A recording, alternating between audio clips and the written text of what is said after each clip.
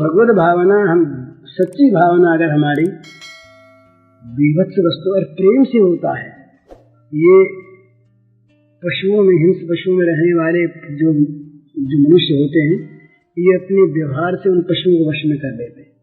उनको सिंह नहीं मारता, उनको भालू नहीं मारता, उनके साथ हिल मिल जाते हैं, सांप नहीं काटता है। तो जब प्रेम से ऐसा हो जाता है, तब सद्भाव से, भगवत भाव से हो जाए, भगवान तो है ही नहीं, भगवान तो है ही ना, हमारे निश्चय का अभाव है। न मालूम काट ले तो काट लेगा, क्योंकि हमने काटने की कल्पना करनी, शुद्ध कल्पदोष है। हमें क्यों काटेगा? प्रहलाद ने कहा कि सांप हमें क्यों काटेंगे, और काटेंगे तो हम पर असर क्यों होगा? तो सांप में जो भगवान, वही हमारे में भगवान। ये निश्चय प्रहलाद का। तो सांपों ने काटा नहीं, काटे तो चला नहीं। तो तमाम जगत में हम पहले इतना साहस न करें, न हिम्मत हो, न विश्वास हो, तो नहीं करना चाहिए, लेकिन कम से कम धारणा करें। धारणा करके, सब में भगवान की धारणा करके, जहाँ प्रतिकूलता वहाँ विशेष रूप से, और जहाँ नीचे स्थिति के लोग वहाँ विशेष रूप से भगवान की धारणा। नीचे में अभिमान पैदा होता है और प्रतिकूल में द्वेष पैदा होता है। ये दोनों गिराने वाले होते हैं, भुलाने वाले होते हैं। इसलिए मन में धारणा बद्धमूल करके और अपनी तरफ से भगवान की पूजा के भाव से सब कर्म करे, तो ये सत्य अगर अनुभूत हो गया तो काम बन गया। इसी की अनुभूति के लिए मानव देह सत्य का अनुभव कर दे, यहाँ पर परमात्मा को पहचान ले, भगवान को जान ले, आत्म साक्षात कर ले, भगवान को प्राप्त करने, सब एक ही चीज है। तो ये जीवन का हमारा साध्य है, और ये भगवान की कृपा से पूर्ण हो सकता है चेष्टा करने पर। साकार सगुण के उपासक हैं, उनको भी दिखाई देते हैं, उनको दिखाई देते हैं उस रूप में जिस रूप की उपासना करते हैं। और जो अव्यक्त के उपासक हैं, उनको अनुभव के रूप में दिखाई देते हैं। उनकी दृष्टि में अन्य वस्तु का अभाव हो जाता है, तो वो ही रह जाते हैं, दिखाई देने वाली चीज नहीं, अन्य वस्तु का अभाव हो गया, वो कोई वस्तु रही ही नहीं, तो वही वो रहे। फिर सर्वभूतस्थमात्मान, ये दोनों चीज, दो श्लोक हैं गीता में, एक उसका एक उसका। सर्वभूतस्थमात्मानं सर्वभूतानि चात्मनि ईक्षते योग युक्तात्मा सर्वत्र समदर्शन।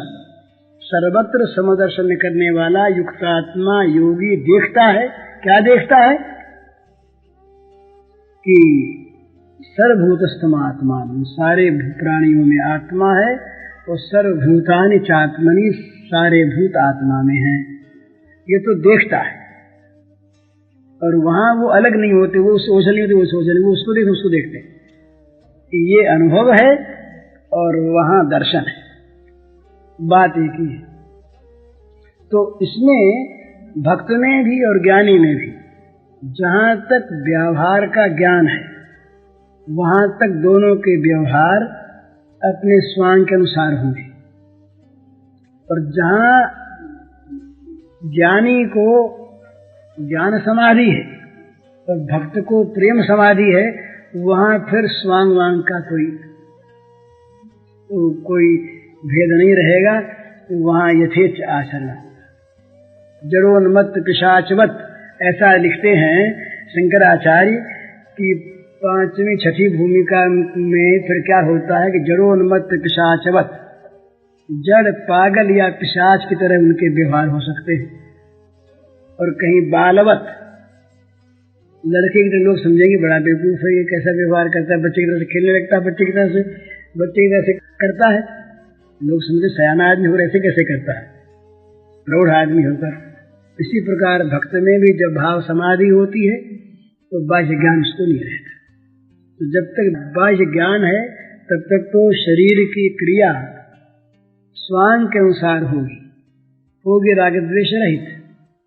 और जब दोनों में ही भाव समाधि है, भाव समाधि की अवस्था में उनकी क्रियाओं पर कोई नियंत्रण नहीं रहेगा। अरे शराब पी लें, किसी के थप्पड़ भी लगा दें, किसी को गाली दे दें, ये वो नहीं लगता है उसमें क्या। वो बाहर तो माने जो पैशाचिक क्रिया है, जो क्रिया मनुष्य नहीं करता, इस प्रकार की क्रियाएं होने लगती हैं। 280 वर्ष के होकर के मरे थे। एक बार इनको क्या था, कोई पुलिस पकड़ के ले गई, तो मिस्टर के सामने हाजिर हुए तो कहा क्या खाते हो, तो टट्टी बैठ के खाने लगे वहीं पर। बड़ी विवत्स क्रिया, उन्हें बाहर का होश नहीं था, जो कहा वो कर लिया। बस भाई इनको निकालो, इन पर कोई न्याय वाय लागू नहीं होता, या तो पागल खाने भेजो या जो चाहे सो करने दो इनको। तो ये क्रिया हर आदमी नहीं तो कर सकता, न करनी चाहिए।